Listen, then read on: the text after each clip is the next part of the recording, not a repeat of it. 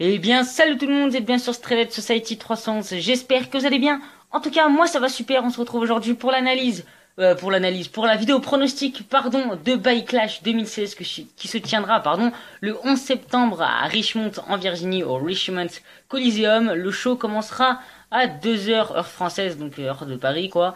À noter aussi que le show aura donc bien lieu sur AB1 à 2h10 parce qu'à la base je pense pas que c'était prévu vu que le show était annoncé comme exclusif sur le network. Donc voilà, donc c'est plutôt une bonne nouvelle pour ceux qui regardent la WWE en français. Donc après pour le pré-show commencera à 1h heure parisienne. Mais il n'y a pas de combat annoncé, donc on va commencer sans plus attendre avec le pronostic des matchs de la carte principale. Et donc on va commencer sans plus attendre avec le tournoi par équipe. Voilà, on va commencer par ça. Donc, alors, il y a eu un petit peu un truc chelou. Donc, ça sera Heath Slater et Rhino contre les vainqueurs de la dernière demi-finale qui opposera les Usos aux High Blood, donc Zack Ryder et Mojo Ray. Alors pourquoi? À la base, ça devait être The American Alpha contre Heath Slater et Rhino. Ça a été changé tout simplement parce que les Usos ont fait un heel turn. Donc, je trouve un peu bizarre parce qu'en heel, je pense que ça va pas trop leur aller, mais écoutez, c'est le choix de la WWE, c'est comme ça. Donc voilà, donc Shade Gable est blessé, donc de ce fait, The American Alpha ne peut pas être en finale de ce tournoi face à Slater et Rhino. Donc du coup, on va avoir une nouvelle demi-finale, entre les High Bros et les Usos. Donc pour ce match, je pense que c'est clair, ça sera une victoire des Usos, tout simplement parce que si High Bros sont perdus contre Slater et Rhino, ils vont perdre contre les Usos. Voilà, donc c'est clair et net pour moi, c'est les Usos qui ont gagné, qui arriveront donc en finale. Je pense qu'après au niveau du match on aura quand même un bon match, c'est quand même deux équipes qui font le taf dans le ring, les Usos, même si je les apprécie pas forcément, ça reste quand même une équipe assez bonne techniquement. Bon, après c'est vrai qu'ils abusent un peu des super chics, mais ça c'est autre chose. Eyebrow, c'est quand même une bonne équipe, Zack Ryder qui fait des bonnes choses dans un ring. Après Mojo Riley, je sais pas trop encore, j'ai pas trop eu le temps de voir ça. Donc après, si la finale se joue entre les Usos et Heath Slater et Rhino, je pense que pour moi, je vois Heath Slater et Rhino gagner. Tout simplement parce que je sais pas, je trouve que l'équipe, elle fonctionne bien avec le public. Voilà, je trouve qu'il y a quelque chose qui se passe avec cette équipe de Rhino et Heath Slater. Surtout Slater qui fait le taf dans cette équipe.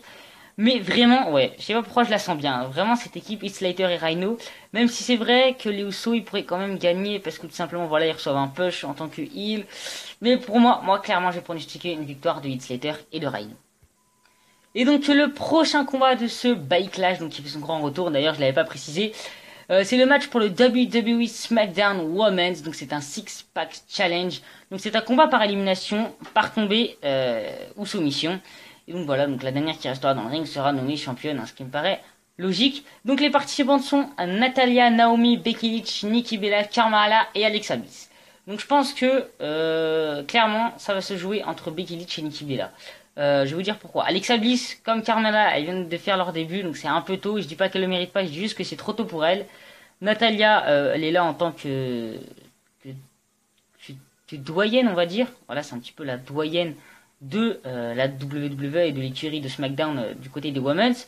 Et Naomi, je pense elle peut avoir des chances, mais non, je pense pas qu'elle va avoir une chance à Backlash, mais peut-être plus tard elle aura une chance au titre, parce que pour moi, son retour a quand même été très bon en tant que face. Elle a une gimmick assez sympa avec son entrée qui est vraiment très cool.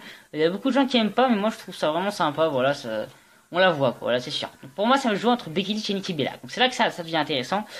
Pour moi, qui de Nikki Bella et de Becky Lynch va remporter ce combat? Eh bien, je dirais quand même Becky Lynch. Parce que Becky Lynch, voilà, elle représente un petit peu la révolution des Women's. C'est une Women's qui a été dans le Triple Threat de WrestleMania. Donc pour moi, c'est elle qui mérite de gagner. Même si je l'apprécie pas forcément dans un ring. Je suis pas vraiment un grand fan de Becky Lynch. Je préfère largement Naomi de toutes les 6 parce qu'elle elle est d'une agilité, cette femme, c'est un truc de malade. Elle a une agilité de ouf. Et ça, personne peut le nier, je pense. Donc voilà, donc pour moi, ça sera Becky Lynch qui va remporter. Après, pourquoi pas Nikki Bella, mais je pense que ça va jouer clairement entre les deux. Et donc le prochain combat, c'est un single match entre Randy Orton et Bray Wyatt, donc ils vont régler leur conflit après leur début de rivalité. Donc, pour moi, qui va gagner, je pense que ça sera Randy Orton, tout simplement parce qu'il a besoin d'être recrédibilisé après s'être fait défoncer le crâne par Brock Lesnar à SummerSlam. Hashtag SummerSlam de merde, voilà, encore une fois. Bref, passons. Donc voilà, donc je pense que Randy Orton a besoin de crédibiliser. ça ne va pas tant décrédibiliser Bray Wyatt parce que voilà, pour moi clairement ça va être une rivalité qui va durer entre les deux. Parce que vu comme elle a été construite, pour moi non, ça peut pas se terminer avec un seul match. Parce que si on regarde bien la construction, les deux hommes on les a pas tant vus que ça en promo, voilà ils se sont échangés 2-3 trucs au micro, mais rien de plus. Pour moi la rivalité ne peut pas se terminer avec un seul match. Voilà, ça sera sans doute 3 matchs, hein, parce que voilà, première victoire de Orton, deuxième victoire de Bray Wyatt, troisième victoire, ça on verra par la suite, hein, j'ai envie de dire. Voilà, donc aussi, je tiens juste à dire, hein, s'il y a un rematch entre les deux à No Mercy, bah, ça sera forcément le perdant de ce Backlash. Je sais pas si ça a été très clair ce que je viens de dire, mais j'espère que vous m'avez compris. Donc pour moi, ce sera Randy Orton qui va gagner. Et au niveau du match, oui, j'avais pas parlé pour les divas, je pense que ça sera un super match, parce que voilà, six women qui sont quand même très bonnes dans un ring, à part Nikki Bella, c'est un peu moins bon. Natalia, ça commence à être moins bon, mais après le reste, ça reste quand même du bon. Voilà, donc pour revenir à Randy Orton Bray Wyatt, je pense qu'on aura un match sympa, mais sans grand plus. Ce sera un match pas forcément très rapide, voilà, avec le rythme de Bray Wyatt qui est très lent, celui de Randy Orton n'est pas forcément plus. Mais ça peut donner un bon match avec beaucoup d'impact et ça peut être très cool. Donc je vois une victoire de Randy Orton, comme je l'ai dit. Et donc le prochain match, c'est un match pour le Intercontinental Champions, donc le Miz qui remet en jeu sa ceinture face à Dolph Ziggler. Alors, qu'est-ce que je peux dire de ce match?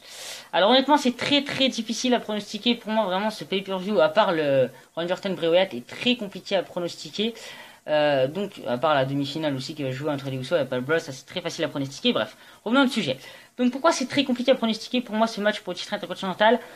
Tout simplement parce qu'on a d'un côté le Miz, hein, on le sait, qui a fait la promo de sa vie, vraiment sur Daniel Bryan, je l'ai vu, même si je comprends pas forcément l'anglais, on sentait que le mec, il s'est lâché quoi. Le mec s'est lâché sur sa promo, c'était un truc de malade, même si c'était scénarisé, c'était une très bonne promo.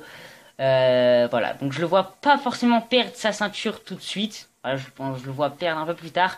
Mais d'un autre côté, il y a Dolph Ziggler. Voilà, Dolph Ziggler qui a quand même eu une chance au titre majeur de SmackDown le mois dernier. Là, il a une chance au titre intercontinental. C'est vrai que voilà, le mec il vient un peu chercher les opportunités dans tous les sens. Mais honnêtement, je dirais quand même une victoire du Miz. Même si j'ai quand même un espoir pour Dolph Ziggler. Hein, je pense que vous savez maintenant, je suis un grand fan de Dolph Ziggler. Mais je pense clairement que ce sera le Miz qui va remporter, en ayant toujours un petit espoir de victoire pour Dolph Ziggler. Après, c'est vrai que les deux hommes, ça fait je sais pas combien de fois qu'ils sont affrontés, donc la WWE nous pond encore un match entre les deux. Après, la rivalité, je trouve qu'elle a été bien construite, honnêtement. Voilà, il y a des trucs bons, quoi. Voilà, des trucs bons, notamment le tout début de rivalité entre les deux où, voilà, Dolph Ziggler, comment dire, je sais pas comment expliquer ça, mais voilà, c'est quand même une rivalité très bien construite. Après, au niveau du match, je pense qu'on aura quand même un bon match. Voilà, sans non plus être oufissime. Voilà, je pense qu'on aura quand même un bon match et je pronostique une victoire du Miz. Et donc, on en vient à notre main event, mesdames et messieurs, qui sera pour le WWE World Champion dans un single match. Ce sera le champion, donc, Dean Ambrose, qui va remettre en jeu sa ceinture face à son challenger, AJ Styles, du Phenomenal One, mesdames et messieurs. Et quand j'y pense, oh là là, vu que j'y pense maintenant, mesdames et messieurs, c'est vrai que dans cette carte, on n'a pas tant de matchs que ça. On en a 1, 2, 3, 4, 5, 6 matchs. C'est quand même assez léger hein, quand on pense qu'à ce SummerSlam, on a eu 9 ou 10. Mais bon, on va pas se plaindre parce que voilà, je pense que pour moi, de charger trop les cartes, c'est pas une bonne chose, mais ça c'est autre chose. Voilà. Bref. Donc, pour revenir à nos moutons, alors, Dean Ambrose contre AJ Styles. Pour moi, je veux une victoire de AJ Styles. Voilà, en général dans les main events, moi c'est pas je vais faire du objectif, subjectif, machin, c'est je veux quelque chose, je l'ai pas forcément, mais je veux quelque chose. Moi je veux une victoire de AJ Styles, clairement, Dean Ambrose, sa gimmick de merde, son in-ring de merde. Non, j'ai pas été si dur que ça. Sa gimmick encore elle me dérange pas tant que ça, parce que voilà, des moments il me fait rire, je sais qu'il fait pas rire à beaucoup de personnes, moi des fois il me fait un peu rire. Par contre son truc où il serre la main aux gens, ça je peux pas. C'est juste stupide quoi. Mec, fais rien si pour faire ça, fais rien. Voilà, donc pour moi, AJ Styles va remporter le combat, tout simplement. Oui, là aussi, je voulais dire ça aussi. Pourquoi AJ Styles va battre Dean Ambrose? Tout simplement parce qu'il a battu John Cena. AJ Styles a battu John Cena, qu'est-ce que vous voulez de plus? John Cena étant le représentant de la compagnie, de tout ce que vous voulez. Attendez, chez AJ Styles, pas John Cena, il bat Dean Ambrose. Attendez, quand même, faut pas abuser, il y a un moment. Donc voilà, donc pour moi, AJ Styles va devenir le champion. C'est sûr que Dean Ambrose n'aura pas eu un règne de feu, du tonnerre, de tout ce que vous voulez. J'en ai rien à foutre parce que Dean Ambrose, voilà, je l'aime pas, clairement. Vivement qu'il devienne plus champion. Et ça sera dans 2 jours, hein, vu que là où je vous parle, il est vendredi 9 septembre. Enfin bref, voilà. Donc après, au niveau du match, je pense qu'on aura un match sympa.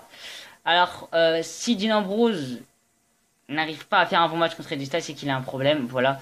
Parce qu'en fait, je tiens juste à vous dire que je tente cette vidéo juste après avoir vu la vidéo pronostic de Diana Condovice qui disait que vraiment, comme il l'a dit, si Roman Reigns arrive à faire un bon match contre AJ Styles, si Dean Ambrose n'arrive pas à en faire un bon contre AJ Styles, c'est qu'il y a un problème. Enfin, on met devant Dean Ambrose quand même l'une des meilleures superstars techniques du moment, enfin si ce n'est la meilleure, hein, avec Seth Rollins, Finn Balor malheureusement qui est blessé. Voilà, donc je pense que là on a quand même l'un des catcheurs les plus techniques face à un des mecs qui a quasiment rien dans son arsenal de prise, si ce n'est ses coups de poing pas du tout crédibles. Voilà, donc clairement pour moi ce sera une victoire d'AJ Styles, il le mérite fortement, voilà, ça fait plus de 15 ans qu'il est dans les rings, que ce soit au Japon, aux États-Unis, partout. Je vais pas m'aventurer sur des choses que je ne sais pas forcément, en tout cas tout ce que je sais c'est que AJ Styles a une super grande carrière, voilà, il mérite d'avoir le titre majeur, surtout face à un homme qui le mérite pas forcément. C'est vrai qu'il a quand même une grande carrière du côté du catch aussi, il a été surtout à la CZW, c'est peut-être pour ça aussi qu'il n'a pas forcément un niveau de ring très élevé. Attention, parce que je vais faire un petit débat de ça, mais du côté de la CZW, il y a deux écoles, on va dire. Il y a ceux qui font du hardcore, voilà, donc les comment il s'appelle l'autre, Matt Tremon ou un truc comme ça, voilà. Ceux-là, ceux qui font du hardcore. Et après, il y a ceux qui font du technique comme AR Fox, je sais pas si vous connaissez, même moi j'arrive du mal à prononcer son nom. Voilà, donc lui, Dean Ambrose faisait partie plutôt de la partie des mecs qui faisaient du hardcore. Bref, je me suis un petit peu étalé sur le sujet, donc je pense quand même qu'on aura un match assez potable, sans non plus être oufissime. C'est AJ Styles qui va tout faire, on le dit clairement. Excusez-moi, je suis vraiment en mode un petit peu, voilà, le mec il en a rien à foutre, il donne pas un avis du tout objectif ou subjectif. Je sais plus du tout, pourtant ça fait une semaine que j'ai repris les cours, voilà, mais voilà, on a eu français, mais on n'a pas trop parlé de ça. Bref, je m'étale encore une fois, donc pour moi ce sera une victoire d'AJ Styles avec un match plutôt potable.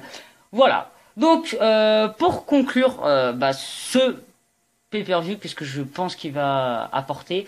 Eh ben, je pense qu'on aura quand même un pay-per-view assez sympa, avec beaucoup de matchs difficiles à pronostiquer, et c'est ça qui est bon, en général, quand on a du mal à pronostiquer un pay-per-view, c'est qu'en général, eh ben, on va être surpris, ou que, voilà, on sait pas trop, parce que quand on a des cartes trop prévisibles, c'est un petit peu embêtant. Donc voilà, donc je pense qu'on aura quand même un pay-per-view avec des surprises, sans non plus être oufissime, et voilà, donc j'attends quand même pas mal de ces pay-per-view. Je vous rappelle que la dernière fois que j'attendais pas mal d'un pay-per-view, c'était SummerSlam 2016, on va pas revenir là-dessus, parce que sinon je vais en pleurer, tellement que j'ai été déçu de ce pay-per-view. Quand je prends du recul, l'attente que j'avais eue pour au final avoir ça, c'est vrai que ça fait chier. Mais j'espère vraiment, j'ai essayé de mettre moins d'attente dans ce pay-per-view pour être à la fin peut-être moins déçu, ou à la fin peut-être être encore plus surpris.